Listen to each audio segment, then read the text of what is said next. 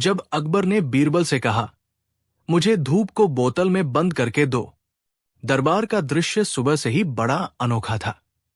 बादशाह अकबर अपनी गद्दी पर बैठे हुए थे और खिड़की से आती सुनहरी धूप उनके चेहरे पर चमक रही थी। धूप के सुनहरे कण जमीन पर गिरकर हीरे मोती जैसे झिलमिला रहे थे।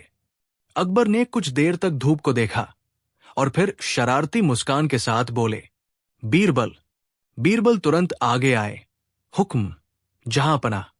अकबर बोले, तुम तो दावा करते हो कि कोई भी असंभव काम कर सकते हो, तो आज मैं चाहता हूं कि तुम इस धूप को बोतल में बंद करके मुझे लाकर दो। देखना, बोतल बंद होनी चाहिए और उसके अंदर धूप बिल्कुल वैसे ही चमकनी चाहिए जैसे बाहर चमक रही है। दरबारियों ने सुनते ही ठहाका लगाया। कोई बोला, वाह, बादशाह सलामत, ये काम तो जादूगर ही कर सकता है। दूसरा बोला, अब तो बीरबल फंसे, धूप बोतल में कैद होगी, ये कैसे मुमकिन है?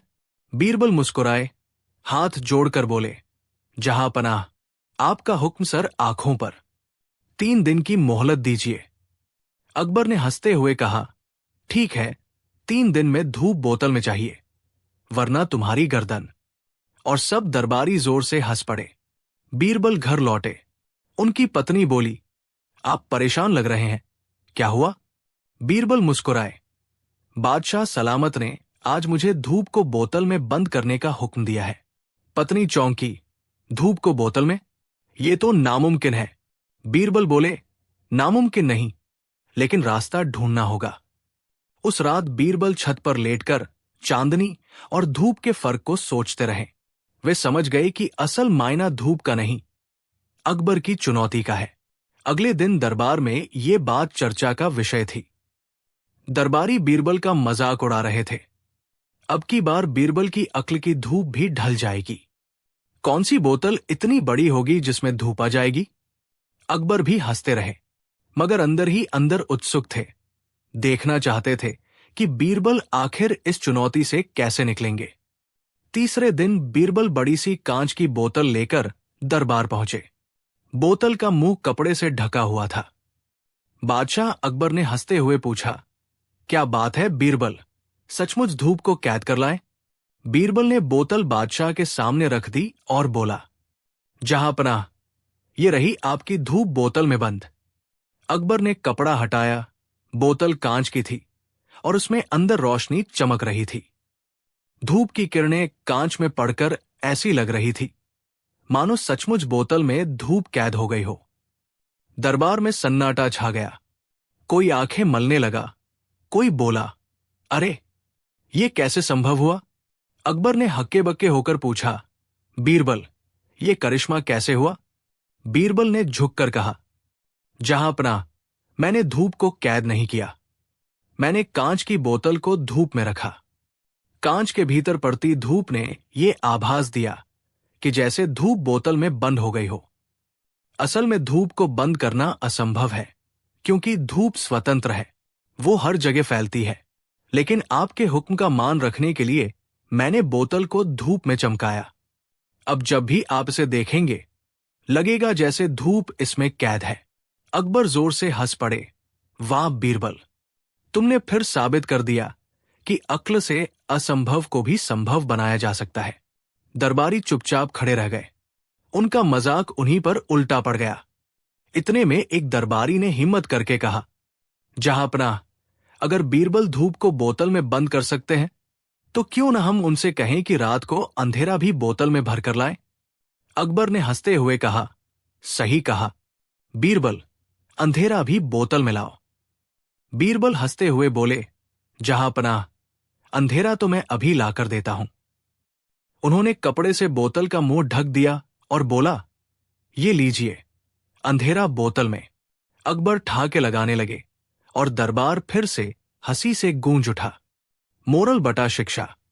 इस कहानी से हमें ये सीख मिलती है कि कोई भी काम असंभव नहीं होता, बस उसे देखने का नजरिया बदलना पड़ता है। समस्याएं बड़ी हों या छोटी, यदि हम बुद्धि और हाजिर जवाबी से काम लें, तो हर चुनौती को मजेदार तरीके से हल किया जा सकता है। असली ताकत किसी चीज को कैद करने में नहीं, बल्कि उसकी सुंदरता और महत्व को समझने में है। जब बीरबल ने दरबारियों को पत्थर का फूल दिखाया, फतेहपुर सीकरी के विशाल किले में सूरज की किरणें सुनहरी आभा बिखेर रही थी। बादशाह अकबर के दरबार में हमेशा की तरह रौनक थी। शाही गार्ड चमचमाती वर्दी में खड़े थे, संगीतकार धीमे धीमे सुरों का अभ्यास कर रहे थे और दरबारी अपनी अपनी बातों में मशगूल थे। लेकिन उस दिन का माहौल कुछ अलग था। अकबर का मन भारी था। उन्हें दरबारियों की चापलूसी और झूठी बातें सुन सुनकर ऊब हो गई थी। दरबार शुरू हुआ। अकबर ने गहरी सांस लेकर कहा, आजकल मुझे लगता है कि मेरे दरबार में सच्चाई की कद्र कम हो गई है। हर कोई मुझे वही कहता है जो मैं सुनना चाहता हूं। कोई मेरी कमियों की तरफ इशारा करने की हिम्मत नहीं करता। क्या सचमुच मेरा दरबार इतना निर्जीव हो गया है? ये सुनकर सारे दरबारी सक्का गए। वे जानते थे कि अगर उन्होंने बादशाह की बात काटी तो गुस्से का शिकार होंगे, और अगर हां में हां मिलाई तो अपनी नाक कटाएंगे। तभी दरबार में बैठे बीरबल मुस्कुराए और बोले, जहांपनाह, यदि आपकी अनुमति हो तो मैं आपके सामने सच्चाई का एक फूल प्रस्तुत करूंगा। ऐसा फूल जिसे देखकर आप खुद समझ जाएंगे कि आपके दरबार में कौन सच्चा है और कौन झूठा। दरबारियों ने हैरानी से एक दूसरे की ओर देखा। अकबर की आंखों में उत्सुकता चमकी। सच का फूल? और वो भी तुम्हारे पास? तो फिर देर किस बात की बीरबल, हमें वो फूल दिखाओ। अकबर ने आदेश दिया। बीरबल ने सिर झुकाकर कहा, जहांपनाह, वो फूल कोई साधारण फूल नहीं है।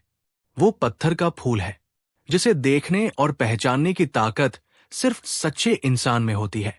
अगर आपकी अनुमति हो तो मैं उसे दरबार में कल सुबह प्रस्तुत करूं। अगले दिन पूरा दरबार उस पत्थर के फूल को देखने के लिए उत्साहित था। लोग तरह तरह की बातें बना रहे थे। कोई कहता, शायद बीरबल किसी जादूगर से ऐसा फूल लाएगा। कोई कहता, नहीं, ये तो बस बीरबल की कोई नई चाल है। दरबार शुरू हुआ। बीरबल बड़े गर्व से एक रेशमी कपड़े में लिपटा हुआ डिब्बा लेकर आए। पूरे दरबार की निगाहें उसी डिब्बे पर टिक गई। बीरबल ने धीरे से कपड़ा हटाया। डिब्बे के भीतर एक साधारण सा पत्थर रखा था, जिसे उन्होंने हल्की सी कलात्मक तराश दी थी, जिससे वो कुछ कुछ फूल जैसा दिखाई दे रहा था। दरबारियों ने एक दूसरे को देखा और फिर अकबर की तरफ। बादशाह अकबर भी चौंक गए। ये क्या बीरबल? ये तो पत्थर है, फूल कहाँ है? बीरबल शांत स्वर में बोले, जहांपनाह, यही पत्थर का फूल है।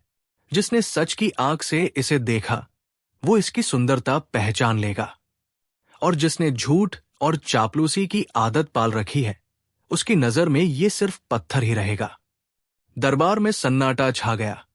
अकबर मुस्कुराए और बोले, अच्छा, तो अब हम देखेंगे कि कौन इसे फूल कहता है और कौन पत्थर।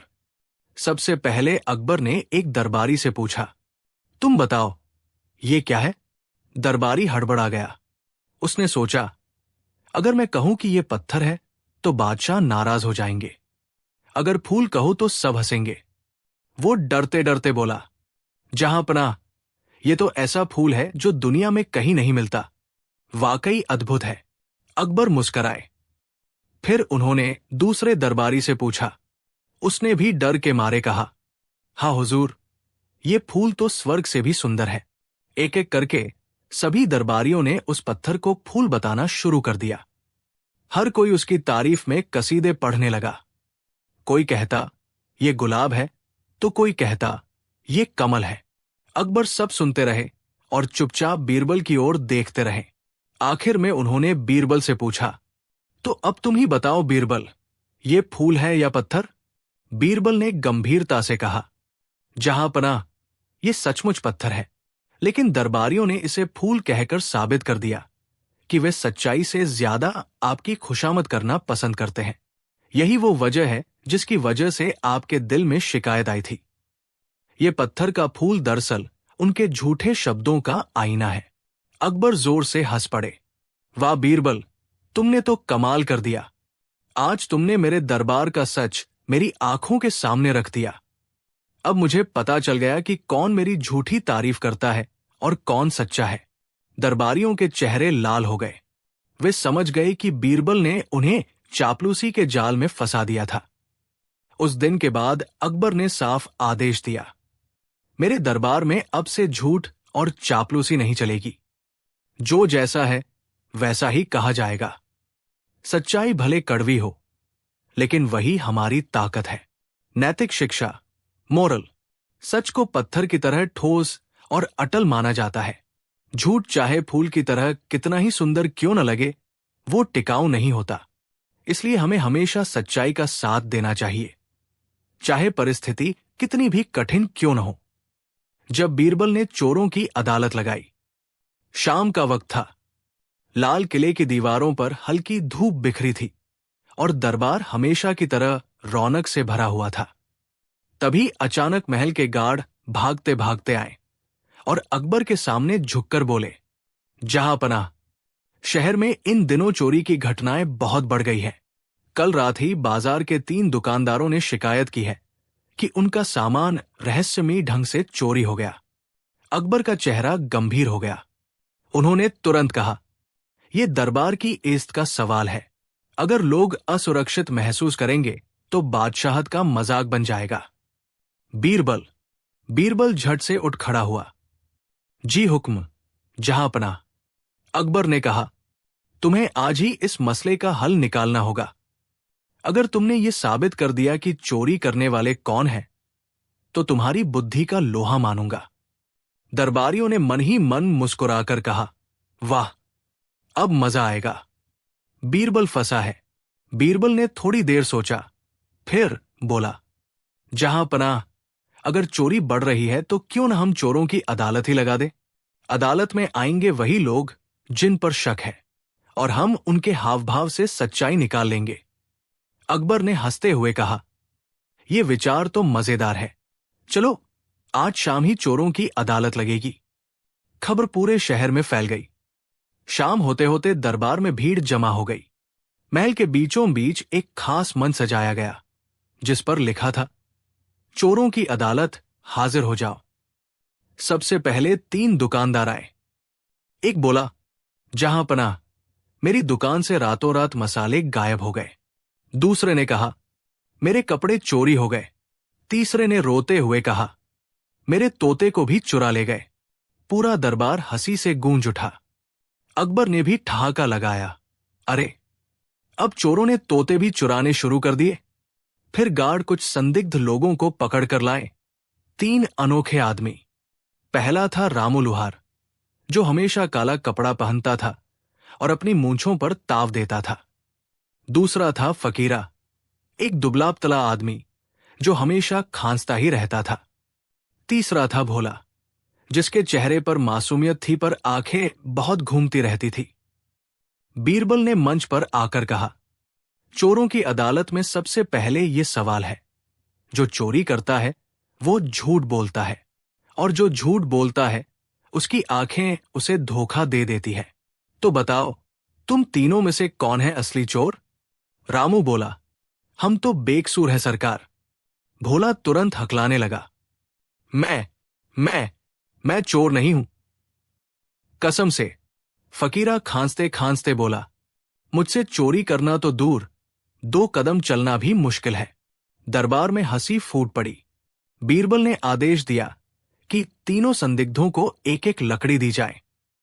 फिर बोला, यह जादुई लकड़ी है, जिसने चोरी की है उसकी लकड़ी रात भर में 1 इंच बढ़ जाएगी। सुबह जब हम देखेंगे तभी पता चल जाएगा कि असली चोर कौन है। सबको हैरत हुई। लोग आपस में कानाफूसी करने लगे, भला लकड़ी कैसे बढ़ेगी? पर असली चाल बीरबल के दिमाग में थी। सुबह तीनों संदिग्धों को वापस दरबार में लाया गया। बीरबल ने तीनों की लकड़ी नापी। रामू और फकीरा की लकड़ी बिल्कुल उतनी ही थी जितनी कल दी गई थी, लेकिन भोला की लकड़ी 1 इंच छोटी हो गई थी। अकबर ने चौंक कर पूछा, अरे, छोटी कैसे हो गई? बीरबल मुस्कुराया और बोला, जहांपनाह, ये मेरी तरकीब थी। मैंने दरअसल लकड़ी को जादुई नहीं कहा था, असली बात यह थी कि असली चोर डर के मारे रात को सोचता रहेगा कि अगर सचमुच लकड़ी बढ़ गई तो पकड़ा जाऊंगा। इसलिए उसने अपनी लकड़ी को 1 इंच काट दिया। यही देखिए, भोला ही असली चोर है। पूरा दरबार तालियों से गूंज उठा। भोला घुटनों पर गिर पड़ा और बोला, हाँ सरकार, गलती हो गई। मैंने ही दुकान से मसाले और कपड़े चुराए थे। और हाँ, वो तोता भी मैंने उठाया था, पर उसने मुझे काट लिया और उड़ गया। ये सुनकर सब ठाके मारकर हंस पड़े। अकबर हंसते हंसते बोले, तोता भी तुझसे तंग आ गया। अकबर ने आदेश दिया कि भोला को हल्की सजा दी जाए और बाकी 2 बेगुनाहों को छोड़ दिया जाए। फिर अकबर ने बीरबल से कहा, बीरबल, तुम्हारी बुद्धि और हाजिर जवाबी ने एक बार फिर साबित कर दिया कि असली न्याय केवल सख्ती से नहीं, दिमाग से मिलता है। बीरबल मुस्कुराकर बोला, जहां पनाह, चोर कितना भी चालाक क्यों न हो, उसकी घबराहट उसके चेहरे और कामों में झलक ही जाती है। मोरल, झूठ और चोरी कितनी भी चालाकी से छिपाई जाए, सच सामने आ ही जाता है। और सच्चाई तक पहुंचने के लिए केवल ताकत नहीं, बुद्धि और हाजिर जवाबी चाहिए। जब अकबर ने बीरबल को आधा दरबार बांटने का हुक्म दिया, बादशाह अकबर का दरबार हमेशा ही अनोखी घटनाओं से गूंजता रहता था। कभी कोई अजीबोगरीब फरियादी आता, कभी किसी दरबारी की चालाकी पकड़ी जाती, तो कभी बादशाह खुद ही बीरबल की बुद्धि को कसौटी पर कसने के लिए अनोखे सवाल पूछ बैठते। बीरबल भी हर बार अपनी सूझबूझ, मजाकिया अंदाज और गहरी समझ से बादशाह का दिल जीत लेते। लेकिन एक दिन अकबर ने इतना विचित्र हुक्म सुना दिया कि पूरा दरबार दंग रह गया। उन्होंने आदेश दिया, बीरबल, आज मैं देखना चाहता हूं कि तुम मेरे इस दरबार को 2 हिस्सों में कैसे बांटते हो। ध्यान रहे, बराबरी का न्याय होना चाहिए। आधा दरबार एक ओर और आधा दूसरी ओर। जैसे ही अकबर ने यह हुक्म सुनाया, पूरा दरबार फुसफुसाहट से गूंज उठा। कुछ दरबारी तो मुस्कुराने लगे, मानो सोच रहे हों कि इस बार बीरबल फंस ही गया। तानसेन ने धीमे स्वर में मजाक किया, लगता है अब हमारे गाने भी आधे हो जाएंगे। राजकवि ने भी हंसी छुपाते हुए कहा, और हमारी कविताएं भी। लेकिन बीरबल शांत खड़े रहे। उन्होंने गहरी सांस ली और बादशाह की ओर झुककर कहा, जहां पनाह, दरबार को आधा बांटना कोई आसान काम नहीं है, क्योंकि दरबार सिर्फ लोगों का जमावड़ा नहीं, ये तो आपकी इज्जत और राज्य की प्रतिष्ठा है। फिर भी अगर यही आपका हुक्म है तो उसे निभाना ही होगा। बीरबल ने चारों ओर देखा।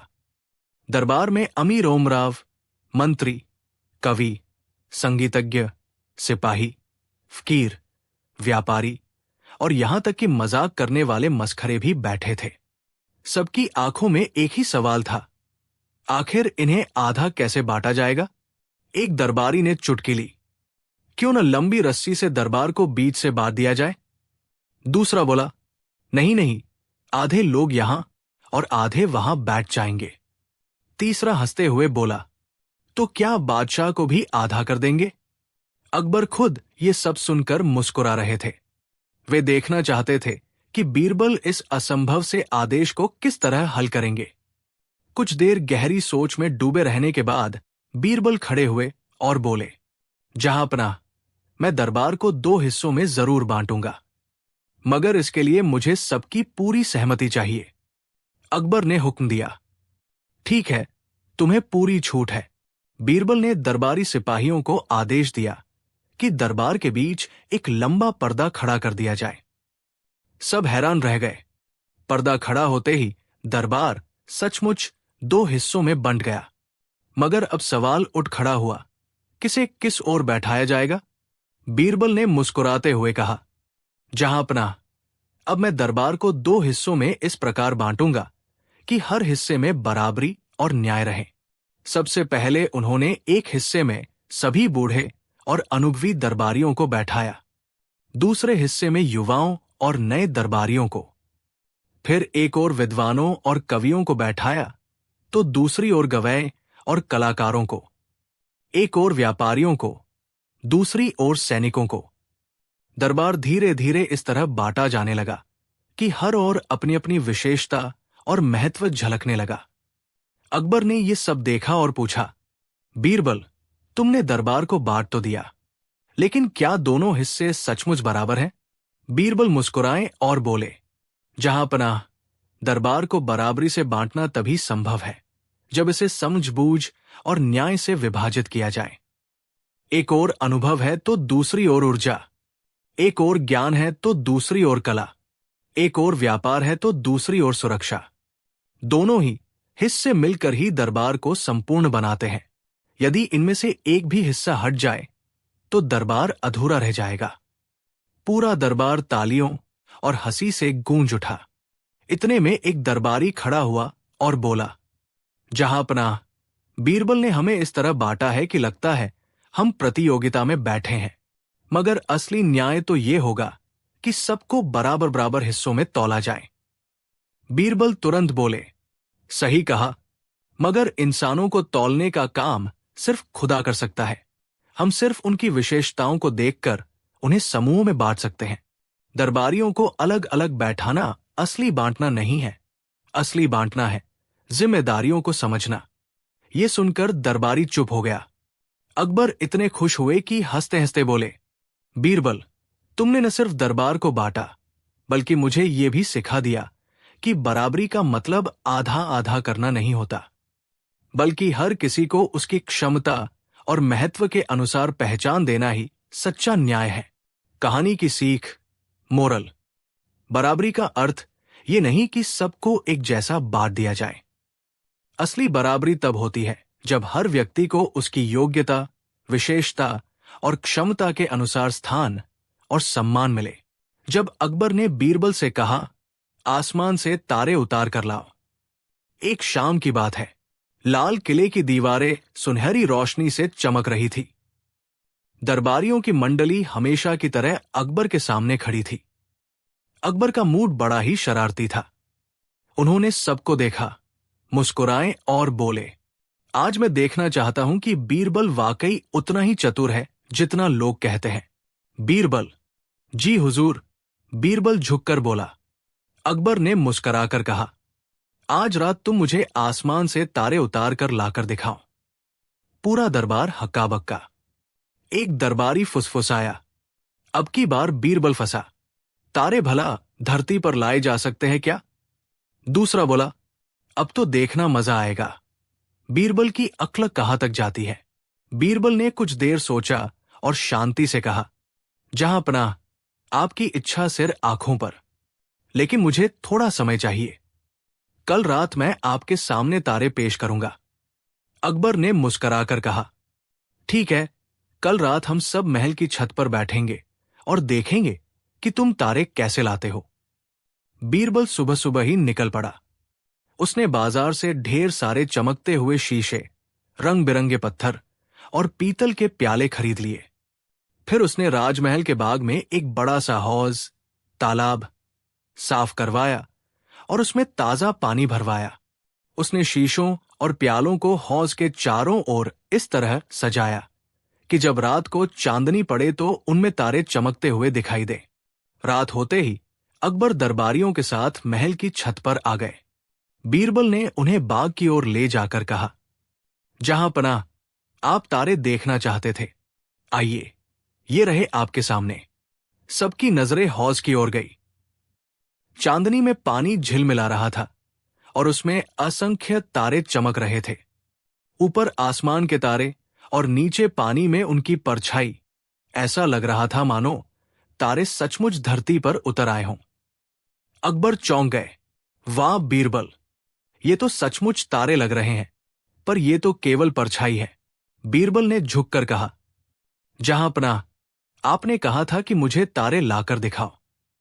मैंने तारे आसमान से उतारकर आपके सामने रख दिए। अब ये असली है या परछाई, ये तो आपकी नजर पर निर्भर है। आखिर दुनिया में हर चीज को हम अपनी आंखों से ही देखते हैं। जो आंखों को दिखाई दे वही तो हकीकत है।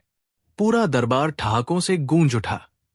एक दरबारी, जो हमेशा बीरबल से जलता था, बोला, बादशाह सलामत।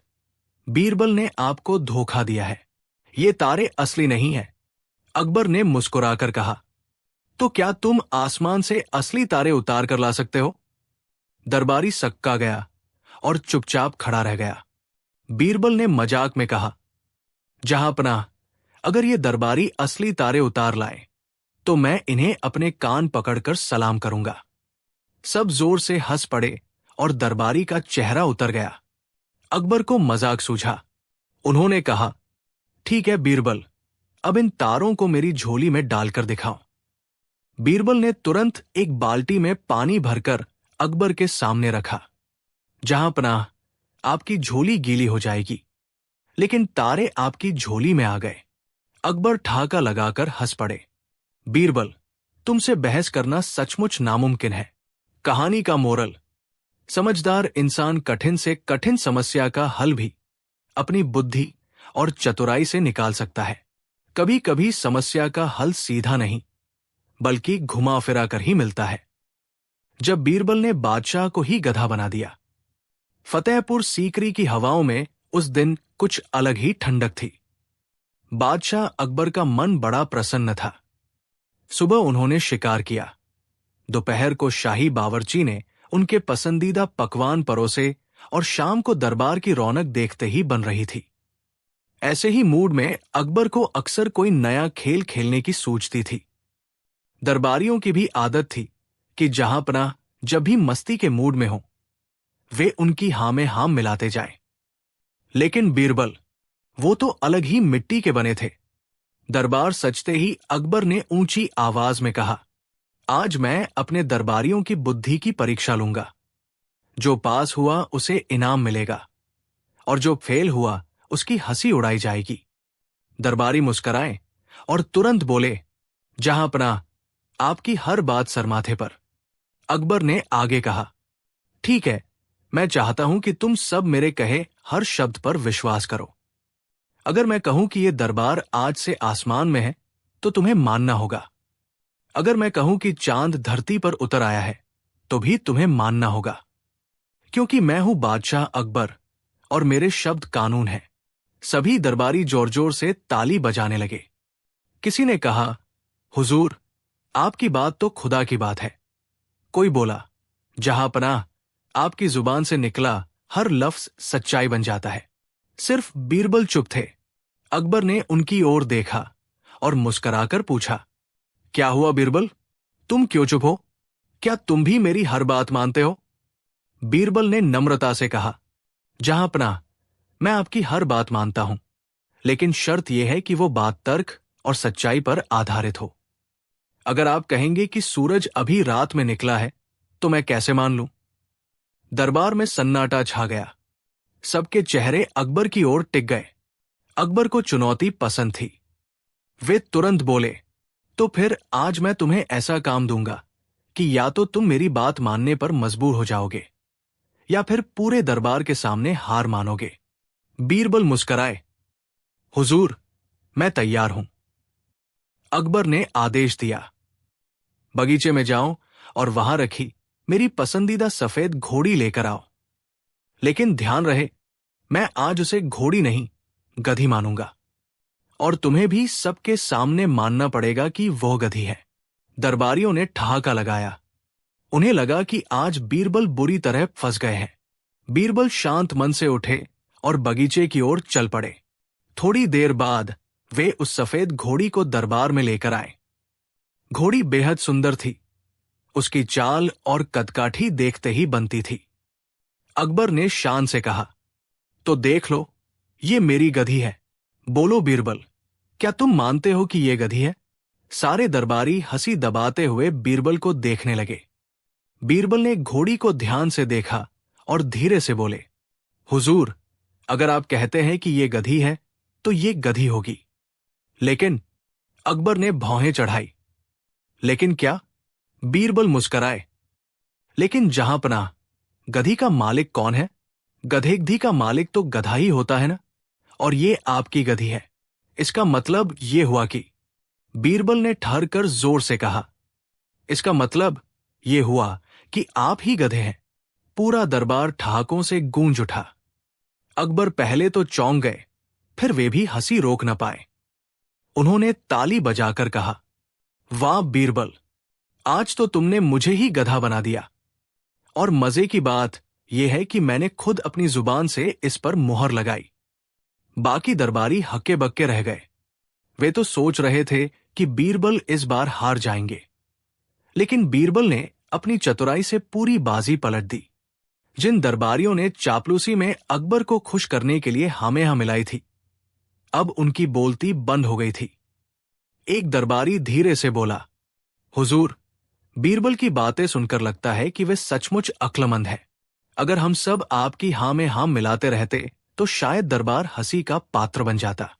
अकबर ने गंभीर होकर कहा, हां, यही वजह है कि मैं बीरबल की कद्र करता हूं। वो मेरी आंखों पर चढ़ी चापलूसी की परत को हटा देता है। सच्चाई कभी कभी कड़वी होती है, लेकिन वही हमें सही राह दिखाती है। बीरबल ने आदरपूर्वक कहा, जहांपनाह, एक राजा की असली ताकत उसकी ईमानदार प्रजा और सच्चे दरबारी होते हैं। अगर सब सिर्फ आपकी खुशामद करेंगे तो आप गलत फैसले भी सही मान बैठेंगे, लेकिन अगर कोई आपको सच्चाई दिखाए तो आपका शासन और भी महान हो जाएगा। अकबर ने संतोष की सांस ली और कहा, बीरबल, आज तुमने मुझे गधा बनाकर असल में मेरी आंखें खोल दी। मैं चाहता हूं कि मेरे दरबार में आगे से सच और बुद्धि का ही सम्मान हो, झूठी चापलूसी का नहीं। नैतिक शिक्षा, मोरल, सच्चाई और बुद्धिमानी हमेशा चापलूसी और डर पर भारी होती है। जो शासक सच्चाई को सुनने की ताकत रखता है वही महान बनता है, और जो व्यक्ति सच बोलने का साहस करता है वही सबका सम्मान पाता है। बीरबल, एक खोया हुआ नक्शा और दरबार का छुपा हुआ संगीत। दरबार में एक अजीब सी हलचल छा गई, कुछ ऐसी कि हवा भी घूमकर 2 बार लौट आई। अकबर साहब ने सुबह की चाय के साथ एक पत्ता पढ़ा और चेहरे पर हल्की सी गंभीरता सवार कर दी। पत्ता महल के एक पुराने कोठे से मिला था, कोई पुराना नक्शा जैसा, जिस पर एक छोटी सी लाल बिंदु टाका गया था और उस बिंदु के साथ एक शब्द लिखा था, संगीत। अकबर ने तुरंत बीरबल को बुलाया। बीरबल ने जैसे ही वो कागज देखा, उसकी आंखों में चंचलता की चमक पैदा हो गई, पर साथ ही उसकी दिमाग में प्रश्नों की चोटी भी उभर आई। बादशाह, उसने कहा, यह नक्शा कहीं आपका कोई खोया हुआ खजाना तो नहीं जो संगीत के सुरों में छिपा है? अकबर ने मुस्कुराकर कहा, खजाना नहीं, ये महल के उन पुराने गीतों की धुनें हैं जिन्हें हमारी पूर्वज रानी ने छुपा दिया था। पर नक्शा तो हमें यह बताता है कि कुछ नया मिलने वाला है, और मैं चाहता हूं कि तुम ये खोज निकालो। बीरबल ने माथा थाम कर कहा, बिल्कुल, पर याद रहे, जहां संगीत छिपा हो वहां सिर्फ कान नहीं, जिज्ञासा भी चाहिए। मैं पहले कुछ सवाल पूछूंगा, फिर चलता हूं। और बीरबल अपने अद्भुत अंदाज में तकरीबन हर सवाल का जवाब जानने की ठानी। सबसे पहले उसने महल के पुराने रिकॉर्ड, दरबारी गाने और रसोई के कोने तक की जांच करवाई। वहां उसे एक और संकेत मिला, एक छोटी सी शंख जैसी आकृति नक्शे के किनारे पर। शंख! बीरबल की आंख चमक उठी। शंख के सुर में कोई संदेश तो छिपा ही होगा। अगले दिन बीरबल ने महल के बाहर का बाजार, जहां पुराने बर्तन और सूती कपड़े बिकते थे, वहां जाकर पूछताछ शुरू कर दी। पूछताछ के बीच उसे एक बूढ़े संगीतकार की कहानी मिली। कुछ साल पहले महल में एक नायिका आई थी जिसका नाम मीरा था। मीरा का स्वर ऐसा था कि लोग सुनकर रुक जाते थे और किस्से सुनाने लगते थे कि उसकी आवाज से पत्थर भी रो पड़ते हैं। पर फिर अचानक मीरा गायब हो गई, किसी ने देखा नहीं। बस उसके बाद से महल करीब करीब सुनसान सा लगने लगा। बीरबल ने सोचा, मीरा और ये नक्शा कैसे जुड़ते हैं? उसने महल के नए पुराने कारीगरों से बातें की और पता चला कि एक रात मीरा ने रानी के सामने ऐसा गीत गाया था जिसमें उसने एक छुपा हुआ स्थान, एक धड़कता कोना का जिक्र किया था। वो स्थान दरअसल महल के तहखाने के एक छिपे हुए कमरे के पास था, पर तहखाने के दरवाजे पर कोई पुरानी रखवाली लफ्ज लिखी थी। जिन्हें सुरों का पथ दिखे वे ही इस दीवानगी को खोल पाएंगे। अब कहानी में मोड़ आया। बीरबल ने अकबर से कहा, बादशाह, सुरों का पथ सुनने के लिए हमें पहले एक सुर चाहिए, पर सुर कहाँ मिलेगा? मेरे ख्याल से वो सुर हमारे दरबार के उस किसी आदमी की हंसी में छिपा है, जो अक्सर हंसकर गाने का अभ्यास करता है। अकबर ने मुस्कुराकर कहा, ठीक है, पहचानो उसे। बीरबल ने सबकी हंसी, सिसकी और गुनगुनाहट को नोट किया। उसने पाया कि महल का नौकर छोटी मल्लिका, जो कुछ भी देखे बस हंसकर निकाल देती। उसकी हंसी में एक स्वर ऐसा था जो नक्शे पर की गई शंख की आकृति से मेल खाता था। बीरबल ने छोटी मल्लिका से कहा कि वो बहाना करके तहखाने के पास गुजरे, और जैसे ही मल्लिका ने वहां से हंसी की एक छोटी सी झलक छोड़ी, तहखाने की दीवार पर एक पुरानी मूर्तिकला का ढक्कन धीमे से सरक गया। देव! पुराने सुर सचमुच काम आ गए थे, पर तहखाने का दरवाजा खुलते ही वहां सिर्फ सांस लेने वाला ढेर नहीं था। एक दूसरा संकेत मिला, एक पुराना पन्ना जिस पर लिखा था, संगीत तभी मिलेगा जब तुम छुपी धुनों के सच्चे अर्थ को समझोगे। बीरबल ने सोचा, सच क्या है? संगीत तो सिर्फ सुर नहीं, ये यादों का संग्रह भी है। उसने रसोई से लेकर गुफ्तगू तक हर जगह उन लोगों को ढूंढा जिनकी याद में मीरा के गीत बजते थे। रंग बिरंगे चित्रकार, बूढ़ा खतवाला और एक युवा माली जिनके पास मीरा की एक छोटी सी तस्वीर थी। यही वो घुमावदार हिस्सा था। हर व्यक्ति के पास मीरा का एक छोटा सा हिस्सा था। किसी के पास उसकी चुड़ी, किसी के पास उसकी लिखावट, किसी के पास उसकी हंसी। बीरबल ने सब हिस्सों को जोड़कर एक नई धुन बनाई, ऐसा संगीत जो सिर्फ कानों से नहीं, दिल से सुना जाता था। और जब उसने वो धुन तहखाने के दरवाजे के पास गुनगुनाई, दरवाजा खुल गया। तहखाने के अंदर सच्चाई और भी अचंभित कर गई। वहां एक छोटा सा कमरा था, पर कमरा खाली नहीं। दीवारों पर मीरा के गीतों की सरिया लिखी हुई थी, और बीच में एक छोटा पायल रखा था, जो कहते हैं तोता सा पायल, पर असल में वो मीरा का व्यक्तिगत संगीत पेटीज थी, जिसमें उसके गीतों की तालियां रखी थी। पर कमरे के कोने में एक और चिट्ठी मिली, मीरा की चिट्ठी। उसमें लिखा था, अगर तुमने ये खोज निकाली है तो समझो कि संगीत केवल सुना नहीं जाता, बांटा भी जाता है। मैंने ये सब छुपाया ताकि कोई भी ये साबित कर सके कि संगीत का असली मकसद किस्मत बदलना है, न कि उसे इकट्ठा कर खजाना बनाना। बीरबल ने अकबर को ये चिट्ठी पढ़ाकर कहा, बादशाह, मीरा ने संगीत को बचाया था ताकि वो महल की हवाओं में फिर से गूंजे, और वही गूंज अब हम सबको जोड़ देगी। अकबर ने मुस्कुराकर घोषणा की कि मीरा की धुनें अब महल में सबके लिए सुने जाएंगी, हर रोज, ताकि वो गायब न हों और लोग उन्हें भूल न जाएं। पर अंत में एक और ट्विस्ट निकला। जब बीरबल ने देखा तो पाया कि मीरा खुद महल के बाहर ही अपनी कला बांट रही थी, पर उसने खुद को छुपा रखा था ताकि लोग उसका सच जाने ना, क्योंकि वो चाहती थी कि लोग उसके गीतों से बदलें, न कि उसकी प्रसिद्धि से। बीरबल ने धीरे से मीरा को दरबार में आमंत्रित किया और कहा, हमें चाहिए सत्य और सादगी दोनों। तुम्हारा संगीत हमें बदल सकता है, पर तुम्हें भी अब यह स्वीकार करना होगा कि तुम्हारे गीतों का अधिकार सिर्फ तुम्हारा नहीं, ये हम सबका है। मीरा ने नर्म मुस्कान दी और बोली, ठीक है, पर एक शर्त पर, इस संगीत का उपयोग किसी के अहंकार के लिए न हो। अकबर ने हाथ जोड़कर कहा, हमें यही चाहिए, न्याय और सच्चाई। और इस तरह एक खोया हुआ नक्शा, एक पलक झपकने जैसा सुर और कुछ लोगों की बीती यादें मिलकर दरबार में एक नया संगीत लेकर आए, जो किसी की जीत नहीं, बल्कि सबकी साधारण जिंदगी में खुशियां भरने के लिए था। मोरल: कभी कभी असली खोज किसी बड़े खजाने में नहीं होती, बल्कि उन छोटी छोटी यादों और सुरों में होती है जो हम बांट कर रखते हैं। जो चीज दिखती है वही सच्चाई नहीं, सच्चाई तो उन सुरों में है जो दिलों को जोड़ दे। अकबर का अजीब हुक्म और बीरबल का हल। फतेहपुर सीकरी की शामें हमेशा रौनक से भरी रहती थी। शाही दीवारों पर सुनहरी किरणें पड़ती और चारों ओर चहल पहल दिखाई देती।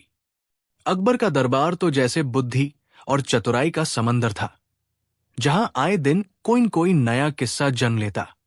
लेकिन उस दिन अकबर के मन में शरारत का तूफान उमड़ रहा था। वो सोच रहे थे, क्यों न आज दरबारियों की बुद्धि की परीक्षा ली जाए, और सबसे बढ़कर बीरबल को एक ऐसा अजीब हुक्म दिया जाए कि वो भी सोचने पर मजबूर हो जाए। दरबार सज गया। सभी मंत्री, दरबारी और शाही मेहमान अपनी अपनी जगह बैठ गए। अकबर ने मुस्कुराते हुए ऊंची आवाज में कहा, सुनो दरबारियों, आज मैं एक ऐसा हुक्म देने जा रहा हूं जिसे सुनकर तुम सबके होश उड़ जाएंगे। लेकिन उस हुक्म को पूरा करना तुम सबकी जिम्मेदारी होगी। दरबारियों की सांसें थम गई। वे जानते थे कि जहांपनाह जब कहते हैं होश उड़ जाएंगे, तो वाकई कोई अजीब बात सामने आती है। अकबर ने कहा, मेरा हुक्म है कि तुम सब मुझे ऐसा पानी लाकर दो जो सूखा भी हो और गीला भी। ऐसा पानी जिसे आग जलाने के लिए लकड़ी की तरह इस्तेमाल किया जा सके और प्यास बुझाने के लिए भी। पूरा दरबार सन्न रह गया। एक दरबारी बोला, जहांपनाह, पानी तो हमेशा गीला होता है, सूखा पानी कहां मिलेगा? दूसरा बोला, अगर पानी आग जलाने लगे तो फिर वो पानी नहीं, कोई और चीज होगी। दरबारियों ने तरह तरह की दलीलें दी, लेकिन किसी के पास जवाब नहीं था। अकबर मजे से मुस्कराते रहे। आखिरकार उनकी नजर बीरबल पर पड़ी। तो बीरबल, तुम क्या कहते हो? कर पाओगे मेरा ये हुक्म पूरा? बीरबल ने हाथ जोड़कर कहा, जहांपनाह, आपके हुक्म को मानना हमारा फर्ज है, लेकिन इसके लिए मुझे एक दिन का समय चाहिए। अकबर ने हामी भर दी। दरबार खत्म होने के बाद सारे दरबारी बीरबल को घेर कर कहने लगे, अब देखना, इस बार बीरबल भी फंस गए। भला सूखा और गीला दोनों तरह का पानी कहीं होता है? कोई बोला, बादशाह ने इस बार बहुत कठिन काम सौंपा है, बीरबल की चालाकी भी यहां नहीं चलेगी। बीरबल मुस्कराते रहे। उनके दिमाग में बिजली सी कौंधी। उन्होंने कहा, मित्रों, हर मुश्किल सवाल का हल छुपा होता है बस नजरिए में। कल देखना, बादशाह का हुक्म कैसे पूरा होता है। दूसरे दिन दरबार सजा। सबकी निगाहें बीरबल पर थी। वे एक बड़े बर्तन में कुछ लेकर आए। अकबर ने उत्सुक होकर पूछा, तो बीरबल, क्या लाए हो? दिखाओ मेरा सूखा और गीला पानी। बीरबल ने बर्तन का ढक्कन हटाया। अंदर बर्फ के बड़े बड़े टुकड़े रखे थे। बीरबल ने मुस्कुराकर कहा, जहांपनाह, ये देखिए, ये बर्फ दरअसल पानी ही है, लेकिन ये सूखा भी है और गीला भी। हाथ में लो तो सूखा लगता है और पिघलते ही गीला हो जाता है। यही आपका सूखा गीला पानी है। इसे आप आग बुझाने के लिए भी इस्तेमाल कर सकते हैं, और चाहें तो इसे पिघलाकर प्यास बुझा सकते हैं। पूरा दरबार तालियों से गूंज उठा। अकबर जोर से हंसे, वाह बीरबल, तुमने तो वाकई कमाल कर दिया। मेरा अजीब हुक्म भी तुम्हारे आगे मामूली हो गया। अकबर की आदत थी कि एक ही बार में संतुष्ट नहीं होते थे। उन्होंने कहा, बीरबल, मान लिया कि तुमने मेरा पहला हुक्म पूरा कर दिया, लेकिन अब मैं तुम्हें दूसरा अजीब हुक्म देता हूं। सब दरबारी फिर चौंक उठे। अकबर ने कहा, मुझे ऐसी रस्सी लाकर दो जो न धागे से बनी हो, न लोहे से, और न ही चमड़े से, लेकिन वो इतनी मजबूत हो कि पूरे हाथी को बांध सके। दरबारी फिर हतप्रभ रह गए। बीरबल ने हाथ जोड़कर कहा, हुजूर, इसके लिए भी मुझे समय दीजिए। अगले दिन बीरबल एक मोटी सी रस्सी लेकर दरबार पहुंचे, लेकिन वो रस्सी न धागे की थी, न लोहे की, न चमड़े की। अकबर ने हैरानी से पूछा, ये किस चीज की रस्सी है? बीरबल ने जवाब दिया, जहांपनाह, ये घास की रस्सी है। इसे मैंने गीली घास को आपस में कसकर गूंथकर बनाया है। ये न धागा है, न चमड़ा, न लोहा, लेकिन इतनी मजबूत है कि हाथी को भी बांध सकती है। अकबर ने रस्सी की मजबूती जांची और जोर से ठहाका लगाया। सचमुच, बीरबल के दिमाग की रस्सी सबसे मजबूत है। बाकी दरबारी चुपचाप बैठे रहे। वे समझ गए कि चाहे अकबर कितना भी अजीब हुक्म क्यों न दे, बीरबल अपनी बुद्धि और तर्क से हर मुश्किल हल कर ही लेते हैं। नैतिक शिक्षा, मोरल। हर अजीब और असंभव लगने वाले सवाल का हल छुपा होता है बस नजरिए और सोच में। अगर बुद्धि और धैर्य से काम लिया जाए तो दुनिया की सबसे कठिन समस्या भी आसान हो जाती है। अकबर ने दी बीरबल को चुनौती, पानी के नीचे का महल। एक दिन बादशाह अकबर अपने दरबार में बैठे बैठे ऊब गए। उन्होंने सोचा कि क्यों न बीरबल को कोई अजीब सी चुनौती दी जाए, ताकि मजा भी आए और दरबार में हलचल भी हो। अकबर मुस्कुराए और बोले, बीरबल, तुम तो हर बार कहते हो कि तुम्हारी बुद्धि की कोई बराबरी नहीं। अच्छा, तो अब मुझे पानी के नीचे एक महल बनाकर दिखाओ। अगर नहीं बना सके तो तुम्हें अपनी बुद्धिमानी का घमंड छोड़ना होगा। पूरा दरबार चौंक गया। सभी मंत्री और दरबारी सोचने लगे, भला पानी के नीचे महल बनाना संभव है क्या? कई लोग बीरबल की ओर देखकर मुस्कुराने लगे कि अब तो वो फंस गया। बीरबल ने हल्की सी मुस्कान के साथ कहा, जहां बादशाह का हुक्म वहां बीरबल का काम। बस हुजूर, थोड़ा समय दीजिए। बीरबल ने दरबारियों को बुलाया और सबको यमुना नदी के किनारे ले गया। अकबर भी अपने पूरे लावलश्कर के साथ वहां पहुंच गए। अकबर ने हंसकर कहा, तो बीरबल, अब दिखाओ तुम्हारा पानी के नीचे का महल। बीरबल ने नदी के किनारे बड़ी खूबसूरत जगह चुनी और वहां एक बड़ा सा खूबसूरत शीशे का महल बनवाया।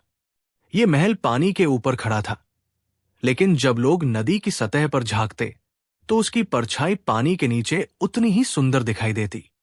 बीरबल ने इशारा करते हुए कहा, जहानपनाह, देखिए, ये रहा आपका पानी के नीचे का महल। सभी मंत्री और दरबारी दंग रह गए। वे पानी में झांक झांक कर देखने लगे। सचमुच महल पानी की सतह के नीचे चमक रहा था। अकबर ने आश्चर्य से कहा, बीरबल, ये तो कमाल हो गया। तुमने सचमुच मेरी चुनौती पूरी कर दी। बीरबल मुस्कुराकर बोले, हुजूर, आपकी आंखें धोखा नहीं खा सकती। जब महल का प्रतिबिंब पानी में है तो वही तो पानी के नीचे का महल है। सीख। अकबर ठाका मारकर हंस पड़े और बोले, वाह बीरबल, तुमने एक बार फिर साबित कर दिया कि बुद्धि सबसे बड़ी ताकत है। इस कहानी से हमें ये सीख मिलती है कि दुनिया में हर असंभव काम का हल बुद्धि और समझदारी से निकाला जा सकता है। जब अकबर ने बीरबल को बिना पानी के कुआं भरने का हुक्म दिया, एक दिन दरबार में अकबर का मन बड़ा शरारती हो रहा था। उन्होंने सोचा, आज बीरबल की बुद्धि को अच्छी तरह परखना चाहिए। अकबर ने हुक्म दिया, बीरबल, तुम्हें आज एक काम करना है। हमारे महल के पिछवाड़े में जो पुराना कुआं है उसे पानी से भरना है, लेकिन ध्यान रहे, पानी का एक बूंद भी इस्तेमाल मत करना। दरबार में सब लोग हंस पड़े। कुछ दरबारी आपस में फुसफुसाने लगे, अरे वाह, अब बीरबल फंसा। भला पानी के बिना कुआं कैसे भरेगा? बीरबल मुस्कुराया, हाथ जोड़कर बोला, बादशाह सलामत। जो काम आपने दिया है वो कठिन जरूर है, मगर असंभव नहीं। मुझे एक दिन का समय दीजिए। अकबर ने हंसते हुए कहा, ठीक है बीरबल, देखते हैं तुम्हारी अक्ल कहां तक जाती है। सुबह सुबह बीरबल अपने कुछ लोगों को लेकर उस पुराने कुएं पर पहुंचा। वहां सब दरबारी और बादशाह भी देखने आ गए कि बीरबल आखिर करेगा क्या। बीरबल ने अपने आदमी से कहा, भाई, इस कुएं में मिट्टी डालो, पत्थर डालो, सूखी घास डालो, जब तक ये पूरा भर न जाए। आदमी काम में लग गए। धीरे धीरे कुआं ऊपर तक भर गया। अब उसमें पानी तो नहीं था, लेकिन सच में कुआं भर चुका था। अकबर ने ये नजारा देखा तो जोर से हंस पड़े। उन्होंने ताली बजाकर कहा, वाह बीरबल, तुमने सचमुच कुआं बिना पानी के भर दिया। तुम्हारी बुद्धि का कोई जवाब नहीं। दरबारी जो कल तक हंस रहे थे अब चुपचाप खड़े रह गए। सबको समझ आ गया कि बीरबल की सोच सबसे अलग और सबसे आगे है। कहानी का मोरल, समस्या चाहे कितनी भी कठिन क्यों न हो, सही सोच और समझदारी से उसका हल निकल ही जाता है। जब अकबर ने बीरबल से कहा, मुझे बिना चांद देखे चांद दिखाओ। एक बार की बात है, दरबार में अकबर कुछ ज्यादा ही शरारती मूड में थे। उन्होंने अचानक बीरबल को बुलाया और बोले, बीरबल, तुम तो कहते हो कि तुम्हारे पास हर सवाल का जवाब है, तो आज मेरा सवाल सुन लो। मुझे बिना चांद देखे चांद दिखाओ। पूरा दरबार सन्न रह गया। कुछ दरबारी तो हंसी दबाने लगे। किसी ने कान में फुसफुसाकर कहा, अब की बार तो बीरबल फंस गया। बिना चांद देखे भला कोई चांद दिखा सकता है क्या? अकबर भी मुस्कुरा रहे थे, क्योंकि उन्हें पूरा यकीन था कि अब बीरबल कोई जवाब नहीं दे पाएगा। बीरबल ने बड़ी गंभीरता से कहा, जहांपनाह, मुझे थोड़ा वक्त दीजिए। मैं आपको बिना चांद देखे चांद जरूर दिखा दूंगा। अगले दिन बीरबल दरबार में एक बड़ा चमकता हुआ पीतल का थाल लेकर आए। थाल को साफ करके उसमें इतना पानी भर दिया कि वो आईने की तरह चमकने लगा। फिर बीरबल ने अकबर से कहा, जहांपनाह, जरा इस थाल में झांक कर देखिए। अकबर ने देखा, थाल में पानी के ऊपर आसमान का पूरा नजारा झलक रहा था और उसी में गोल गोल चमकता हुआ चांद भी साफ दिखाई दे रहा था। अकबर चौंक गए। वाह बीरबल, ये तो सच में चांद है। पर तुमने कहा था कि बिना चांद देखे दिखाओगे, और ये तो चांद ही है। बीरबल ने तुरंत मुस्कुराकर कहा, जहांपनाह, असली चांद तो आसमान में है। मैंने तो आपको सिर्फ उसकी परछाई दिखाई है, यानी बिना असली चांद देखे आपने चांद देख लिया। पूरा दरबार ठहाकों से गूंज उठा। पर दरबारियों को ये बात हजम नहीं हुई। एक दरबारी बोला, बादशाह सलामत, ये तो धोखा है। परछाई को कोई असली चांद कह सकता है क्या? अकबर ने सोचा कि दरबारी की बात में भी कुछ तुक है। उन्होंने बीरबल की ओर देखा। तो बताओ बीरबल, ये असली चांद नहीं है तो इसका मतलब क्या हुआ? बीरबल ने हंसते हुए कहा, जहांपनाह, यही तो खासियत है। कई बार लोग असली चीज को नहीं देख पाते और उसकी परछाई को ही असली मान लेते हैं। जैसे लालच, दिखावा और झूठ, ये सब असली सुख की परछाई है। पर जो समझदार होता है वही जान पाता है कि असली क्या है और नकली क्या। अकबर ये सुनकर खुश हो गए और दरबारी फिर से चुप। तभी अचानक वही थाल पकड़ने वाला नौकर डरकर चिल्ला पड़ा, हुजूर, थाल में तो चांद डूब गया। सबकी नजरें थाल की तरफ गई। असल में नौकर ने गलती से थाल का पानी गिरा दिया था और चांद की परछाई गायब हो गई। अकबर जोर से हंस पड़े। देखो, यही है बीरबल का कमाल। बिना चांद देखे मुझे चांद दिखाया और बिना जादू के उसे गायब भी कर दिया। कहानी का मोरल, इस दुनिया में असली और नकली की पहचान करना बहुत जरूरी है। जो सिर्फ परछाइयों के पीछे भागते हैं वे असली सुख और सच्चाई से दूर रह जाते हैं। जब अकबर ने बीरबल से कहा, मुझे बिना कांटे वाला गुलाब चाहिए। एक दिन बादशाह अकबर अपने महल के बागीचे में टहल रहे थे। मौसम खुशनुमा था, पक्षी चहचहा रहे थे और हवा में गुलाबों की महक फैली हुई थी। अकबर फूलों को देखकर बहुत प्रसन्न हुए, लेकिन तभी उनके पैर में अचानक एक गुलाब का कांटा चुभ गया। अकबर तिलमिला उठे और गुस्से से बोले, ये गुलाब इतने सुंदर होते हुए भी कांटों से भरे क्यों हैं? अगर इन कांटों को हटा दिया जाए तो फूल और भी खूबसूरत हो जाएंगे। अगले दिन दरबार में उन्होंने बीरबल को बुलाया और आदेश दिया, बीरबल, मुझे ऐसा गुलाब लाकर दो जिसमें कांटे न हों। अगर तुम सचमुच बुद्धिमान हो तो ये असंभव काम कर दिखाओ। पूरा दरबार सन्न रह गया। कोई दरबारी फुसफुसाया, बिना कांटे का गुलाब, ये तो नामुमकिन है। दूसरा बोला, अब देखना बीरबल इस बार कैसे फंसता है। लेकिन बीरबल हमेशा की तरह शांत और मुस्कुराता हुआ खड़ा रहा। बीरबल ने झुककर कहा, जहांपनाह, आपकी इच्छा ही मेरा आदेश है। मैं कोशिश करता हूं कि आपको बिना कांटे का गुलाब मिले। अकबर ने शरारती मुस्कान के साथ कहा, याद रहे बीरबल, अगर तुम असफल हुए तो तुम्हारी अक्ल का घमंड टूट जाएगा। दरबार में हंसी की लहर दौड़ गई। दरबारी सोचने लगे कि इस बार बीरबल नहीं बच पाएगा। बीरबल घर लौटा और गहरी सोच में पड़ गया। उसने बाग बगीचों का चक्कर लगाया, माली से पूछा, किताबें पढ़ी, लेकिन हर जगह जवाब एक ही मिला, गुलाब हमेशा कांटों के साथ ही उगते हैं। कई दिनों तक बीरबल ने गुलाबों को ध्यान से देखा। उसने पाया कि कांटे फूल की रक्षा करते हैं। अगर कांटे ना हो तो कोई भी जानवर या इंसान आसानी से फूल को तोड़ देगा और वो टिक नहीं पाएगा। इस बीच दरबार के ईर्ष्यालु मंत्री और दरबारी अकबर को भड़काने लगे। जहां पनाह, लगता है बीरबल हार मान चुका है, उसे गुलाब लाना आता ही नहीं। अब तो उसकी बुद्धिमानी का राज खुल ही जाएगा। अकबर ने भी सोचा, क्या सचमुच बीरबल इस बार हार जाएगा? ये देखना दिलचस्प होगा। कुछ दिनों बाद बीरबल दरबार में एक गुलाब लेकर आया। गुलाब बेहद खूबसूरत था, लेकिन उसके कांटे काट दिए गए थे। बीरबल ने झुककर कहा, जहां पनाह, ये रहा आपका बिना कांटे वाला गुलाब। अकबर ने फूल को देखा और बोला, लेकिन इसके डंठल पर तो कांटों के निशान अब भी है। इसका मतलब ये असली बिना कांटे वाला गुलाब नहीं है। मैं ऐसा गुलाब चाहता हूं जिसमें शुरुआत से ही कांटे न हों। दरबारियों ने तालियां बजाई और बीरबल का मजाक उड़ाया।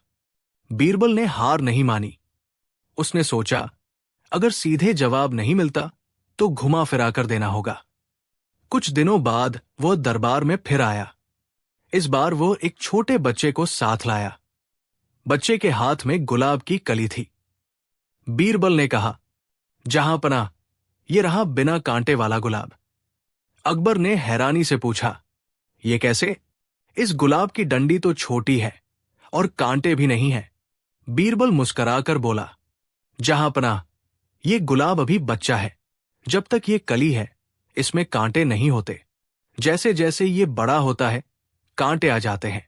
लेकिन इस वक्त ये सचमुच बिना कांटे वाला गुलाब है। पूरा दरबार तालियों से गूंज उठा। अकबर कुछ देर सोचते रहे और फिर बोले, बीरबल, तुम्हारी बात सही है, लेकिन मैं जानना चाहता हूं कि गुलाब में कांटे क्यों आते हैं।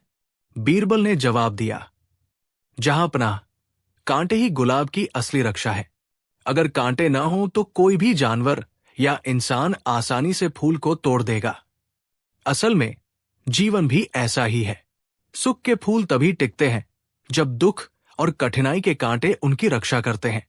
अगर कांटे ना हो तो फूल का अस्तित्व ही खत्म हो जाएगा। अकबर बीरबल की बुद्धिमानी से प्रभावित हुए। उन्होंने दरबारियों की ओर देखा और बोले, तुम सबने सोचा था कि बीरबल असफल होगा, लेकिन उसने साबित कर दिया कि हर समस्या का हल होता है, बस नजरिया बदलने की जरूरत है। दरबारियों के चेहरे उतर गए। सबको समझ आ गया कि बीरबल को हराना आसान नहीं। कहानी यही खत्म नहीं हुई। उसी रात अकबर को नींद नहीं आई। वे सोचने लगे, अगर जीवन में कांटे जरूरी हैं, तो क्या मैं अपने साम्राज्य से सारी मुश्किलें मिटाकर प्रजा को केवल सुख ही दे सकता हूं? अगले दिन उन्होंने बीरबल से ये सवाल पूछा।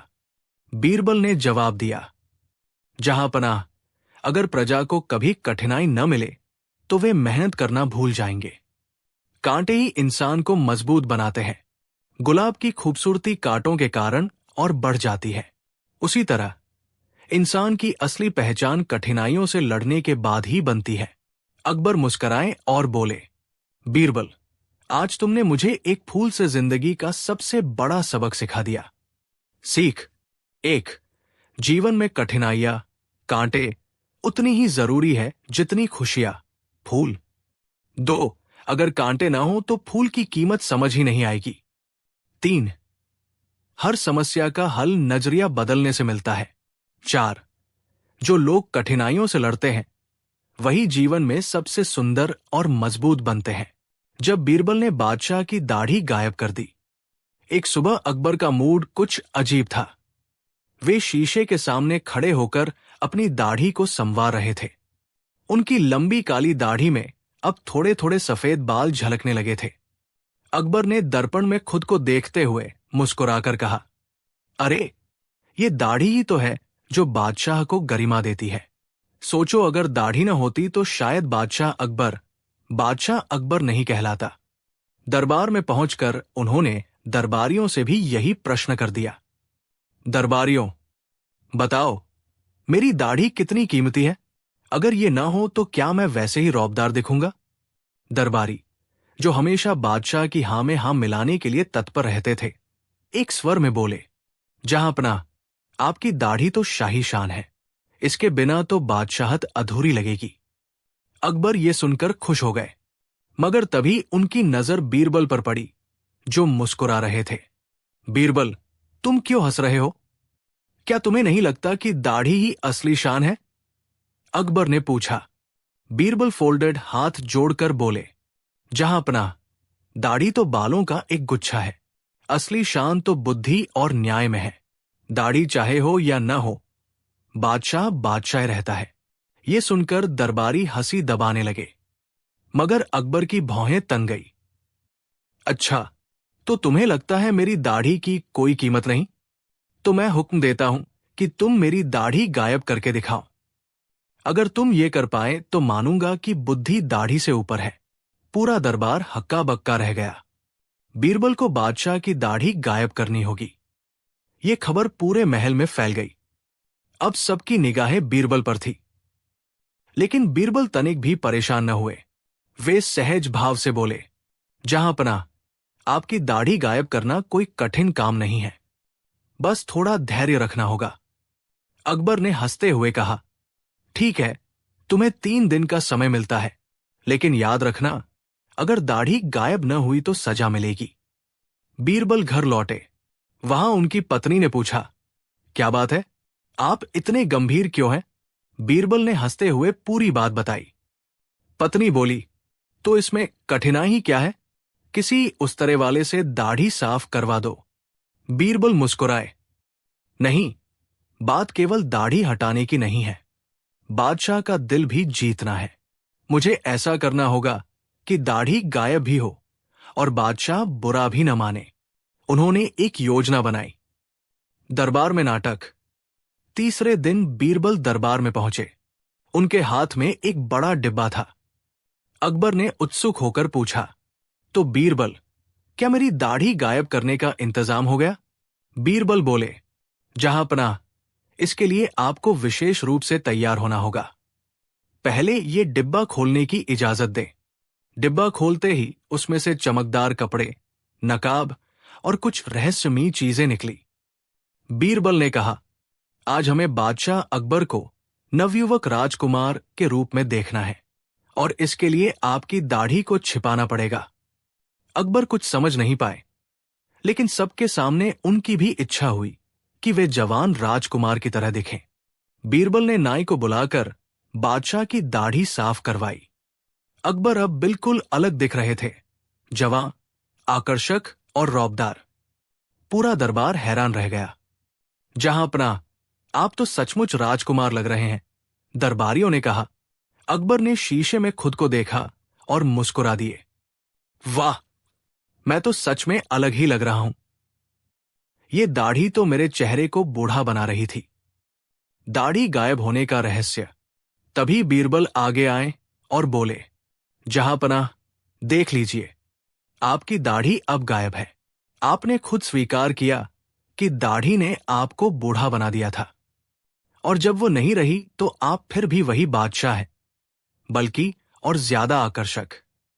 दरबार ठहाकों से गूंज उठा। अकबर भी अपनी ही बात पर हंस पड़े। वाह बीरबल, तुमने सचमुच दाढ़ी गायब कर दी और यह भी साबित कर दिया कि असली शान दाढ़ी में नहीं, बुद्धि और व्यक्तित्व में है। लेकिन बीरबल यही नहीं रुके। उन्होंने आदेश दिया कि अकबर की दाढ़ी को एक सुंदर शीशे के डिब्बे में बंद किया जाए और दरबार के कोने में रख दिया जाए। यह स्मारक रहेगा इस बात का कि कभी बादशाह अकबर भी अपनी दाढ़ी पर इतराया करते थे। ये सुनकर सब जोर जोर से हंसने लगे। अकबर ने भी मुस्कुराकर कहा, ठीक है बीरबल, ये दाढ़ी का डिब्बा दरबार की शोभा बनेगा, ताकि सबको याद रहे कि बादशाह की शान उसके बालों में नहीं, बल्कि उसके न्याय और बुद्धिमत्ता में है। कहानी की सीख, मोरल, बाहरी रूप और दिखावा क्षणिक होता है। असली पहचान इंसान की बुद्धि, न्याय और कर्मों से होती है। सम्मान दाढ़ी या मुकुट से नहीं, बल्कि अच्छे विचारों और कर्मों